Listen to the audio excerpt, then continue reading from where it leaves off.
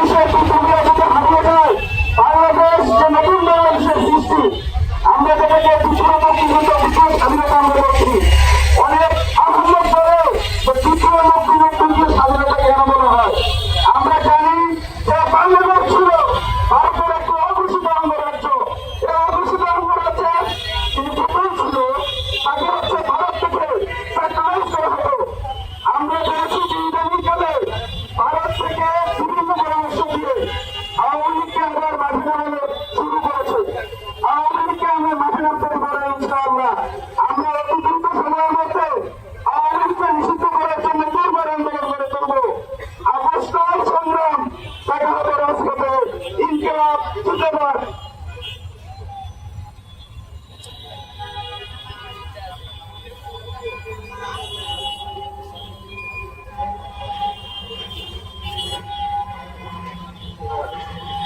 অসংখ্য ধন্যবাদ আপনার কথা থাকে এই পর্যায়ে সংক্ষিপ্ত বক্তব্যের জন্য আহ্বান করছি শহীদ ভাইকে শহীদ ভাই কেন্দ্রীয় সংগঠন জাতীয় নাগরিক পার্টি শহীদ ভাই।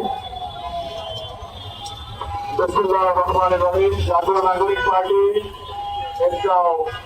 কর্তৃক আয়োজিত আজকের এই বিক্ষোভ মিছিল এবং সমাবেশের সম্মানিত সভাপতি উপস্থিত কেন্দ্রীয় নেতৃবৃন্দ উপস্থিত এই অঞ্চলের নাগরিক বৃন্দ আপনারা সবাই জানেন আমরা কেন দাঁড়িয়েছি আমরা কেন রাজপথে আসতেছি আমরা দেখতেছি একটা পালিয়ে যাওয়া গোষ্ঠী নতুন ভাবে মাথা চাড়া দেওয়ার জন্য দিল্লির প্রেসক্রিপশন বাস্তবায়ন করার জন্য ঝটিকা মিছিল আকারে বাংলাদেশের নাগরিকদের জীবনকে পুনরায় বিপন্ন করার নব্য ষড়যন্ত্রে লিপ্ত এই নব্য ষড়যন্ত্রকারীদেরকে পুনর্বাসন করার জন্য আবার একদল মাঠে নেমেছে আমরা বিভিন্ন সূত্রে জানতে পারলাম তাদেরকে নাকি রাস্তা ভাড়া দেওয়া হচ্ছে এই আওয়ামী সন্ত্রাসীদেরকে টাকার বিনিময়ে রাস্তা ভাড়া দিয়ে মিছিল করানো হচ্ছে বিনিময় হচ্ছে হাউ ফানি দিচ্ছে এটা নাকি পলিটিক্যাল ফাংশন চলতেছে বাংলাদেশে সেই জন্য আমি প্রশাসনের দৃষ্টি আকর্ষণ করবো একটা পালিয়ে যাওয়া গোষ্ঠীকে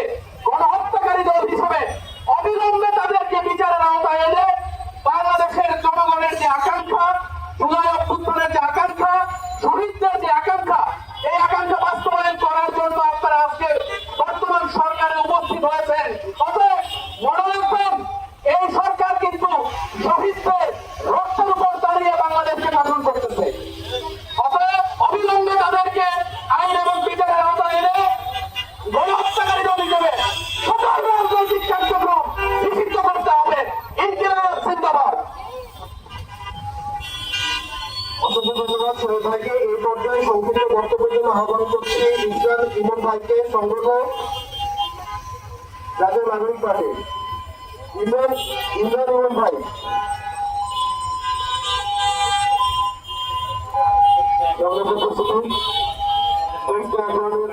আজকের বিক্ষোভ মিছিলেন এবং সভাপতি যারা উপস্থিত হয়েছেন সবাইকে সংগ্রামী সালাম ও শুভেচ্ছা।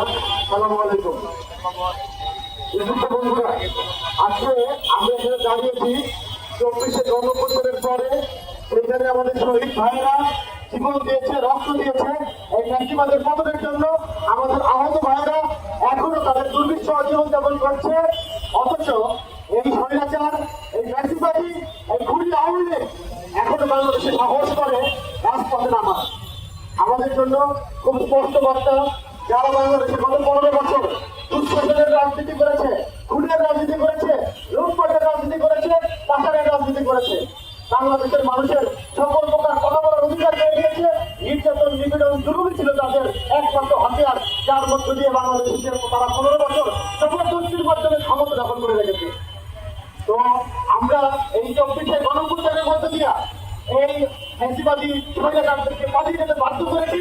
এখন আবার তারা যে দুঃসাহস করছে তাদেরকে হুঁশিয়ারি করে বলতে চাই বাংলাদেশে আওয়ামী লীগের রাজনীতি করার কোন নৈতিক অধিকার নাই। বাংলাদেশে আওয়ামী লীগের হাতে আমাদের শহীদ ভাইয়ের রক্তের দাগ এখনো লেগে আছে।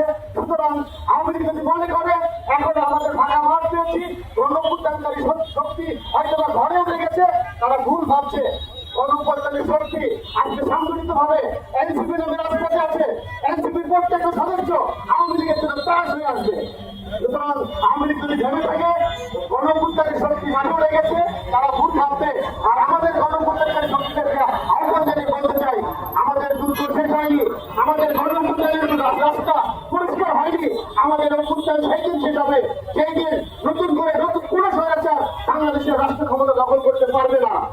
আমাদের অভ্যুত্থান সেই দিন শেষ হবে সেই দিন এই স্বৈরাচার এই চাষিবাদী আওয়ামী লীগের বিচার হবে, এই খুনি হাসিনার বিচার নিশ্চিত হবে বাংলাদেশের মাটিতে। আমাদের অভ্যুত্থান সেই দিন শেষ হবে সেই ব্যবস্থার উপরে ভর করে, সেই স্বৈরাচার তান্ত্রিক ক্ষমতার উপর ভর করে, সংবিধানের উপরে ভর করে ফ্যাসিবাদ গড়ে ওঠে, স্বৈরাচার গড়ে ওঠে। তার আসল ঘর আমাদের এই রাষ্ট্র ব্যবস্থা, আমাদের এই সংবিধান।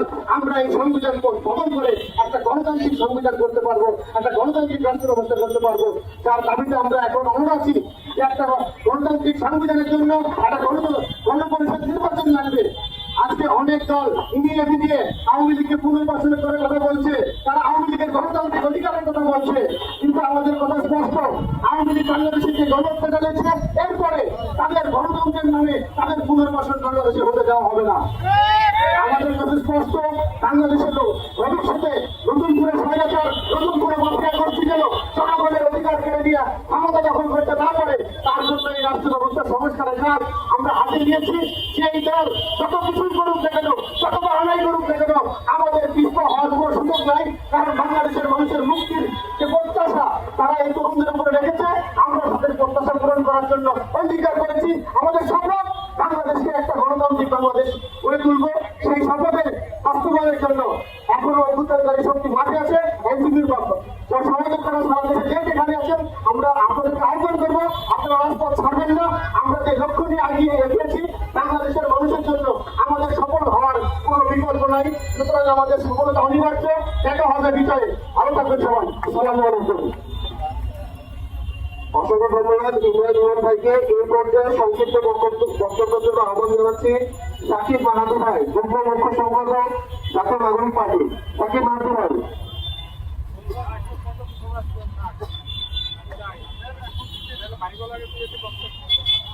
সংগ্রামী উপস্থিতি, আমাদের কথা ক্লিয়ার, একেবারে গণহত্যাকারী আওয়ামী লীগ কোনোভাবেই বাংলাদেশে আসতে পারবে না।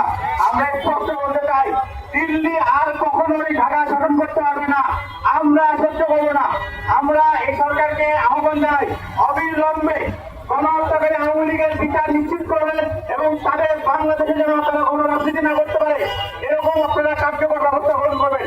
যদি না করেন 24-এর ছাত্র জনতা আমরা রাস্তায় নেমে আসবে এবং দিল্লির গোলাম পাঁচটা গণহত্যাকারী শেখ হাসিনা এবং আওয়ামী লীগকে বাংলাদেশ থেকে সমূলে উৎখাত করবো ইনশাআল্লাহ। এই কথা বলে সবাইকে ধন্যবাদ জানিয়ে আমি আমার কথা শেষ করছি। ইনশাআল্লাহ, ধন্যবাদ। অসংখ্য ধন্যবাদ। এই পর্যায়ে সংক্ষিপ্ত বক্তব্যের জন্য আহ্বান জানাচ্ছি আবু সাইদ লিয়ন ভাই, যুগ্ম মুখ্য সংগঠক জাতীয় নাগরিক পার্টি। সাংবাদিক বন্ধুগণ, আমরা কিছুদিন থেকে গভীর উদ্বেগের সঙ্গে লক্ষ্য করছি যে আওয়ামী লীগের মতো একটি ফ্যাসিবাদের গোষ্ঠী রাজনৈতিক দল আবার বাংলাদেশের আনাচে কানাচে ঝুঁকি মারার চেষ্টা করছে। তাদেরকে আমরা বাংলাদেশ থেকে বিদায় করে দিয়েছি, তাদেরকে বাংলাদেশের মাটিতে সন্ত্রাসী সংগঠনের আখ্যায়িত করেছি, তাদেরকে আমরা অবস্থিতভাবে নিশ্চিত করেছি। সেই দল আবার কোন সাহসে কোন ব্যান্ডেজ দিয়ে বাংলাদেশের মাটিতে তারা মিছিল করার সাহস দেখায়। আমরা স্পষ্টভাবে বলতে চাই, আমার যদি আওয়ামী লীগ কখনো কোন দুঃসাহস দেখায় বাংলাদেশের মাটিতে কোন ধরনের মিছিল করার, আমরা জাতীয় নাগরিক পার্টির পক্ষ থেকে বলছি, আমরা তাদের বিরুদ্ধে আবার যুদ্ধ ঘোষণা করব। আওয়ামী লীগকে বাংলাদেশের মাটিতে আমরা থাকতে দেব না। যে ফ্যাসিবাদী গোষ্ঠী গত 17 বছর থেকে বাংলাদেশের মাটি সঙ্গে চিনে খেয়েছে, তাদেরকে আর বাংলাদেশে ফিরতে দেওয়া হবে না। তারা যেভাবে আসুক সেভাবে আসুক, বাংলাদেশে তাদেরকে নিশ্চিত করতেই হবে।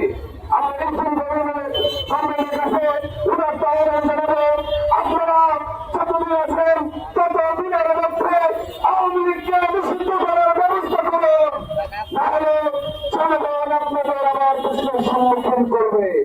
জনগণের প্রশ্নের উত্তর আপনাদের দেওয়ার থাকবে না। তাই আমরা আপনাদের কাছে অনুরোধ করব, আওয়ামী লীগকে আপনি সরকার নিষিদ্ধ করুন, সকল ধরনের রাজনৈতিক কার্যক্রম থেকে বিরত রেখে তাদেরকে সাংবিধানিকভাবে সন্ত্রাসী সংগঠনে আখ্যায়িত করুন।